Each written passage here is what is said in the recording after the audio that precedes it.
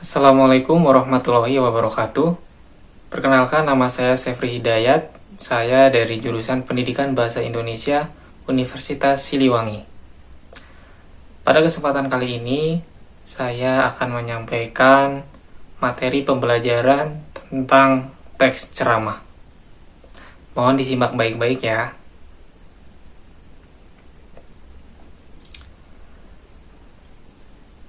Pada dasarnya, ceramah, khutbah, dan sambutan merupakan bagian dari pidato. Artinya, dalam hal ini, ketiga hal tersebut sama-sama berbicara di depan umum.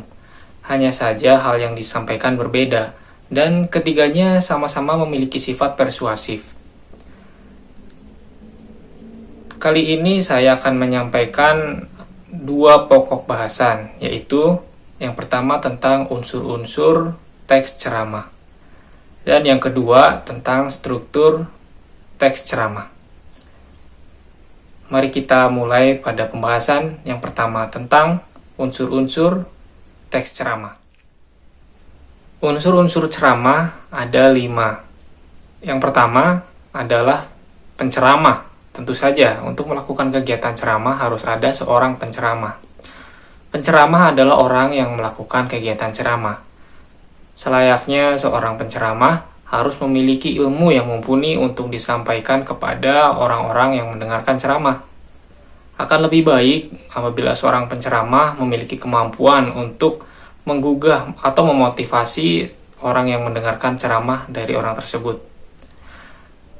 Di Indonesia kita dapat melihat penceramah-penceramah yang sudah terkenal, ustadz-ustadz yang sudah terkenal seperti Ustadz Abdul Somad, almarhum Ustadz Jeffrey, Mamah Dedeh, dan lain-lain. Adik-adik di sini dapat mencontoh dari beliau supaya dapat menjadi penceramah yang baik. Unsur yang kedua adalah pendengar. Seperti yang saya sampaikan di awal, apabila ada yang berceramah maka ada yang mendengarkan. Pendengar adalah orang yang mendengarkan nasihat-nasihat atau pesan yang disampaikan oleh seorang penceramah. Nasihat tersebut disampaikan dengan tujuan-tujuan sesuai dengan yang memang sudah direncanakan di awal. Pendengar yang baik tentunya harus mampu menyimak dan juga memperhatikan materi yang disampaikan oleh penceramah. Namun, dalam hal ini, pendengar tidak ada batasan dari umur, usia, ataupun ras dan golongan. Jadilah pendengar yang baik supaya mendapatkan ilmu yang banyak. Unsur yang ketiga adalah materi ceramah. Materi ceramah adalah hal-hal atau informasi yang disampaikan dalam kegiatan ceramah. Dalam hal ini, pada umumnya di Indonesia, kegiatan ceramah berisi materi tentang kegiatan atau ajaran-ajaran agama. Hendaknya ajaran-ajaran agama yang disampaikan dapat menggugah atau memotivasi para pendengar yang memang ingin mendapatkan ilmu dari kegiatan ceramah tersebut. Akan lebih baik apabila dalam kegiatan ceramah materi yang disampaikan tersusun secara sistematis dan runtut, sehingga pendengar tidak akan bingung ketika mendengarkan ceramah yang disampaikan. Tentunya materinya juga harus sesuai dengan norma-norma yang berlaku supaya tidak menyinggung ataupun mengganggu hal-hal yang memang sudah menjadi adat dan kebudayaan dari masyarakat sekitar. Unsur ceramah yang keempat adalah metode ceramah. Metode ceramah adalah cara yang dilakukan ketika melakukan kegiatan ceramah. Ada 3 metode yang biasanya digunakan oleh para penceramah. Yang pertama adalah metode impromptu. Impromptu itu kegiatan ceramah, metode ceramah yang digunakan tanpa ada persiapan. Artinya dilakukan secara mendadak. Misalnya, ada seorang penceramah yang tiba-tiba dimintai oleh seseorang untuk melakukan kegiatan ceramah, tetapi waktunya sangat mendadak, sehingga penceramah tersebut tanpa persiapan langsung melakukan kegiatan ceramah. Itu disebut kegiatan atau metode ceramah impromptu. Yang kedua ada metode menghafal. Sudah jelas seperti kata yang digunakan, yaitu menghafal. Artinya seorang penceramah sebelum melakukan kegiatan ceramah menghafal dulu materi-materi yang akan disampaikan. Biasanya ini dilakukan oleh penceramah-penceramah yang memang sangat mempersiapkan dengan baik apa yang akan disampaikannya dalam ceramah tersebut.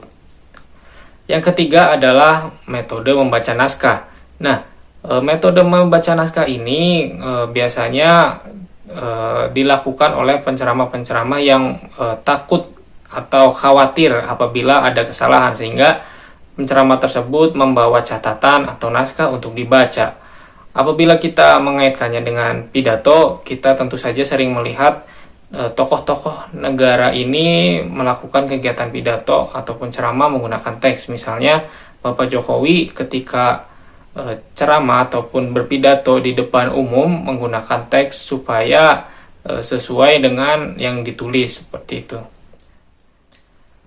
Unsur ceramah yang kelima atau yang terakhir yaitu media ceramah. Media ceramah tentunya banyak. Apabila kita melihat media yang secara umum dilakukan secara rutin di masyarakat Indonesia, ada media secara langsung di masjid, kemudian di panggung, kemudian di acara-acara pengajian. Namun seiring dengan berkembangnya teknologi, media ceramah tentunya juga ikut berkembang. Kita bisa melihat kegiatan ceramah di pagi hari melalui televisi. Kita juga mendengarkan ceramah bisa melalui radio.